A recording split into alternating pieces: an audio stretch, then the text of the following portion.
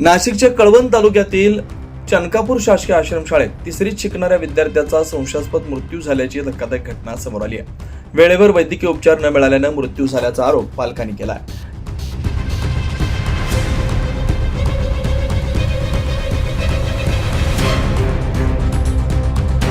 या घटनेमुळे संतप्त पालक आणि नातेवाईकांनी मृतदेह थेट मुख्याध्यापकांच्या टेबलावर ठेवत आंदोलन छेडलं. तब्बल 5 तास चाललेल्या तणावानंतर अखेर मुख्याध्यापक आणि अधीक्षकांना निलंबित करण्यात आलं. कळवण तालुक्यातील चनकापूर शासकीय आश्रमशाळेत शिकणारा तिसरीतील विद्यार्थी रोहित विलास बागुल मागील काही दिवसांपासून आजारी होता. ताप, पोटदुखी, खोकला आणि उलट्या अशा त्रासानं तो त्रस्त होता. मात्र आश्रमशाळा प्रशासनानं याकडे योग्य वेळी लक्ष दिलं नाही असा आरोप पालकांनी केला.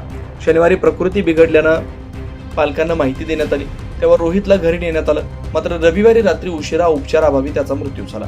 या घटनेनंतर संतप्त पालक आणि नातेवाईकांनी रोहितचा मृतदेह सोमवारी सकाळी आश्रमशाळेत आणून थेट मुख्याध्यापक बालाजी भुजबळ यांच्या टेबलावर ठेवला. दोषींवर कारवाई न झाल्यास मृतदेह हलवणार नसल्याचा इशारा देत पालकांनी आक्रोश व्यक्त केला. सुमारे 5 तासापर्यंत मृतदेह टेबलावरच पडून राहिला. दरम्यान पालक आणि नातेवाईकांनी जोरदार घोषणाबाजी केली. घटनेची माहिती मिळताच आदिवासी विभागाचे अप्पर आयुक्त दिनकर पावरा आणि प्रकल्प अधिकारी अंकुनुरी नरेश घटनास्थळी दाखल झाले. त्यांनी परिस्थिती नियंत्रणात आणत मुख्याध्यापक भुजबळ आणि अधीक्षक संजय नांदणे यांना तातडीनं निलंबित केलं. यानंतर पालकांनी मृतदेह स्वीकारला आणि अभुना ग्रामीण रुग्णालयात शवविच्छेदनासाठी पाठवण्यात आला. संध्याकाळी उशिरा रोहितवर अंत्यसंस्कार करण्यात आले. या घटनेमुळे आश्रमशाळेतील विद्यार्थ्यांच्या सुरक्षेचा प्रश्न पुन्हा एकदा ऐरणीवर आला.